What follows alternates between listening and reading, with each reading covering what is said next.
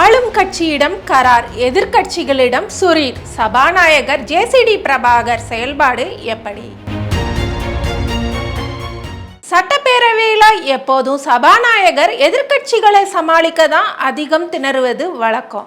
ஆனால் இந்த முறை ஆளுங்கட்சியினரிடமும் சிக்கி திக்குமுக்காடி போறாரு ஜேசிடி பிரபாகர்.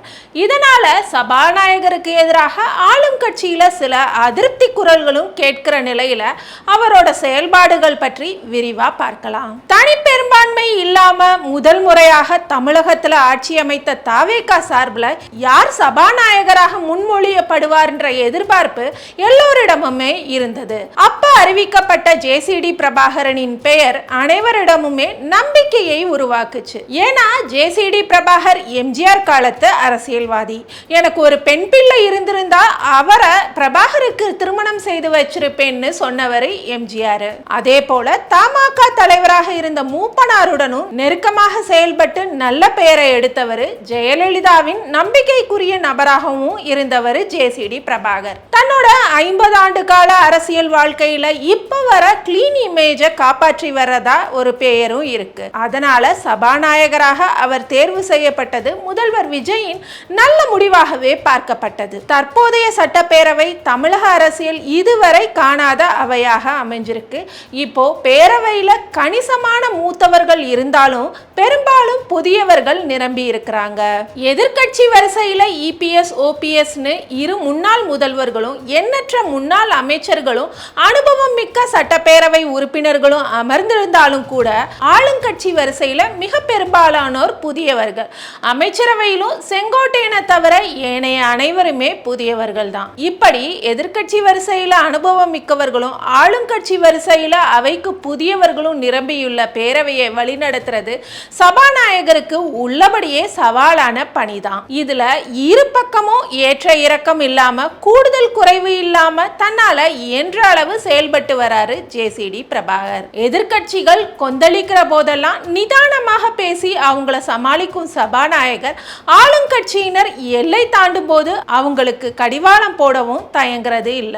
அதை தொடர்ந்து நடைபெற்ற கேள்விகளில் மழை விட்டாலும் தூவானம் விடவில்லை என்று பதில் அமைச்சர் போன்று இல்லாமல் கண்டிப்பாக 100% தமிழர்களுக்கு எங்கு எந்த தீங்கு ஏற்பட்டாலும் முதல் குரல் முதல்வருடைய குரல் இருக்கும் என்பது கருத்துமில்லை. அதில் எந்த மாற்று கருத்தும் இல்லை தெரிவித்துக் கொள்கிறேன். அமைச்சர் அவர்கள் உட்காருங்க, பேசுறதுக்கு உட்காருங்க உட்காருங்க உட்காருங்க. முக்கியமா எதிர்க்கட்சிகளை தாக்கி அமைச்சர்கள் வார்த்தைகளை விடுறப்ப அதற்கு பிரேக் போட்டு அவங்கள அமைதியாக்கி அவங்க பேசியதை அவை குறிப்புல இருந்து நீக்கிட்டு அவையை கட்டுப்பாட்டுக்குள்ள கொண்டு வராரு பிரபாகர். நான் உங்களுக்கோசம் சேஞ்ச் பண்ண முடியாது இல்ல, என் ஸ்டைல் இதுதான். அவருக்கோசம் நான் மாத்திக்க முடியாது, எல்லாருக்கும் நான் மாத்திக்க முடியாது. மாண்பு உறுப்பினர் உட்காருங்க. மாண்பு அமைச்சர் கேலி பண்றீங்களா? மாண்பு நிதி அமைச்சர் கொஞ்சம் கோவப்படாதீங்க. மாண்பு அமைச்சர் உட்காருங்க. மாண்பு உறுப்பினர் உட்காருங்க. இல்ல மாண்பு நிதியமைச்சர் பெருசா எடுத்துக்கொள்ள வேண்டியதில்லை. ஒரு லைட்டர் வெயில எடுத்துக்கோங்க. ஒரு சாதாரணமான ஒரு இதா எடுத்துட்டு கொஞ்சம் இயல்பா கொண்டு போயிடலாம், ஒன்றும் பிரச்சனை இல்லை. ஆளும் கட்சி வரிசையில முதல்வர் விஜய், செங்கோட்டையன் தவிர ஆதவ் அர்ஜுனா, நிர்மல்குமார், ராஜ்மோகன் உள்ளிட்ட மற்ற எல்லா அமைச்சர்களுக்கும் அடிக்கடி வேகத்தடை போட்டு விடுறாரு. வார்த்தைகள் தடிக்கும் போது, வாதம் முற்றும் போது அமைச்சர்களின் பேச்சை அவை குறிப்பில் இருந்து நீக்கவும் சபாநாயகர் தயங்குறதே இல்லை. இன்னும் முக்கியமா சொல்லணும்னா முதல்வர் விஜய் குறித்து அமைச்சர்கள் நீண்ட நேரம் புகழ்பாடி கொண்டிருந்தா உடனே குறுக்கிட்டு தடுத்து நிறுத்தி சப்ஜெக்டுக்குள்ள கொண்டு வந்துடுறாரு. இது உண்மையிலேயே கடந்த காலங்கள்ல காணாத ஒன்றுதான். அதற்காகவே சபாநாயகரை பாராட்டலாம். மணப்பாறை மாடு கட்டி மாயவரா ஏறு பூட்டி வயக்காட்ட உழுது போடு செல்லக்கண்ணு. இது எங்களை போன்றவர்கள் ரொம்ப பிடித்தமான பாட்டு. எதிர்க்கட்சிகளின் உறுப்பினர்கள் முன்வைக்கும் பலவிதமான குற்றச்சாட்டுகளுக்கு அமைச்சர்கள் பதிலளிப்பதற்கு முன்னாடியே கடந்த கால சம்பவங்கள், பேரவை விதிகள் உள்ளிட்ட முக்கிய விஷயங்களை குறிப்பிட்டு எதிர்க்கட்சியினரையும் அமைதியாக்கிடுறாரு.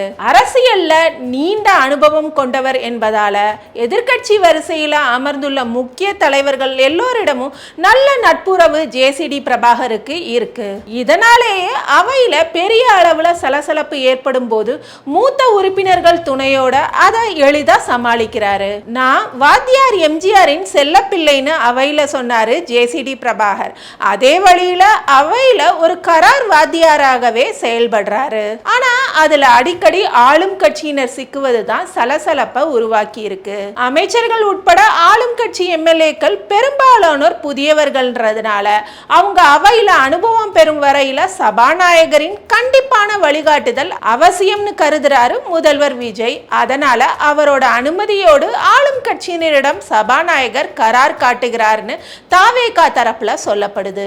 சட்டப்பேரவை நடவடிக்கைகள் முழுமையா நேரலை செய்யப்படும் இந்த நிலையில அனைத்தையும் மக்கள் பார்க்கிறாங்கன்ற கவனம் வேண்டும்னு நினைக்கிறது தாவேகா அரசு.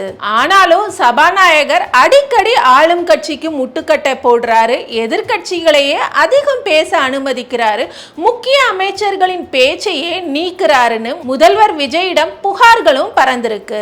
வழக்கமாக எதிர்கட்சியினரை சமாளிக்கவே சபாநாயகர்கள் திணறுவாங்க. ஆனா இந்த முறை அமைச்சர்கள் உட்பட ஆளும் கட்சியினரின் பேச்சுக்களை சமாளிக்கவே சிக்கி திணறுகிறார் ஜேசிடி பிரபாகர். எப்படி பார்த்தாலும் நேரலை ஒளிபரப்புல புன்னகையும் நிதானமும் மாறாமல் சபாநாயகர் கண்டிப்பை காட்டுவது அவை நடவடிக்கைகளை கூடுதல் சுவாரஸ்யமாக்குதுன்றதுதான் உண்மை.